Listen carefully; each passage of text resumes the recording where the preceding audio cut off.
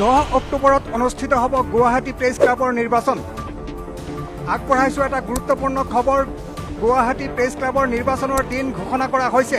10 অক্টোবৰত ভোটদান আৰু 11 অক্টোবৰত ভোট গণনা অনুষ্ঠিত হ'ব। আমি আকৌ কৈছো গুৱাহাটী প্ৰেছ ক্লাবৰ নিৰ্বাচনৰ দিন ঘোষণা কৰা হৈছে। 10 অক্টোবৰত অনুষ্ঠিত হ'ব গুৱাহাটী প্ৰেছ ক্লাবৰ নিৰ্বাচন। 10 অক্টোবৰত ভোটদান আৰু 11 অক্টোবৰত ভোট গণনা অনুষ্ঠিত হ'ব। 9 ছেপ্টেম্বৰত জাৰি কৰা হ'ব নিৰ্বাচনী অধিসূচনা। নিৰ্বাচনত প্ৰতিদ্বন্দ্বিতা কৰিব বিচৰাসকলে 10 ছেপ্টেম্বৰৰ পৰা সংগ্ৰহ কৰিব পাৰিব মনোনয়ন পত্ৰ। মনোনয়ন পত্ৰ সংগ্ৰহৰ অন্তিম দিন 12 ছেপ্টেম্বৰ। প্ৰাৰ্থীসকলে মনোনয়ন দাখিল কৰিব পাৰিব 14, 15 আৰু 16 ছেপ্টেম্বৰত।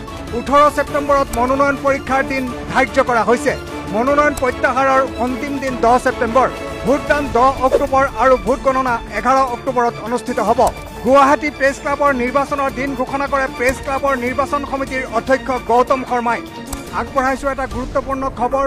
গুৱাহাটী প্ৰেছ ক্লাবৰ নিৰ্বাচনৰ দিন ঘোষণা কৰা হৈছে। 10 অক্টোবৰত ভোটদান আৰু 11 অক্টোবৰত ভোট গণনা অনুষ্ঠিত হ'ব। আমি আকৌ কৈছো গুৱাহাটী প্ৰেছ ক্লাবৰ নিৰ্বাচনৰ দিন ঘোষণা কৰা হৈছে। 10 অক্টোবৰত অনুষ্ঠিত হ'ব গুৱাহাটী প্ৰেছ ক্লাবৰ নিৰ্বাচন। 10 অক্টোবৰত ভোটদান আৰু 11 অক্টোবৰত ভোট গণনা অনুষ্ঠিত হ'ব। 9 ছেপ্টেম্বৰত জাৰি কৰা হ'ব নিৰ্বাচনী অধিসূচনা। নিৰ্বাচনত প্ৰতিদ্বন্দ্বিতা কৰিব বিচৰাসকলে 10 ছেপ্টেম্বৰৰ পৰা সংগ্ৰহ কৰিব পাৰিব মনোনয়ন পত্ৰ। মনোনয়ন পত্ৰ সংগ্ৰহৰ অন্তিম দিন 12 ছেপ্টেম্বৰ। প্ৰাৰ্থীসকলে মনোনয়ন দাখিল কৰিব পাৰিব 14, 15 আৰু 16 ছেপ্টেম্বৰত। 18 ছেপ্টেম্বৰত মনোনয়ন পৰীক্ষাৰ দিন ধাৰ্য কৰা হৈছে। মনোনয়ন প্ৰত্যাহাৰৰ অন্তিম দিন 10 ছেপ্টেম্বৰ।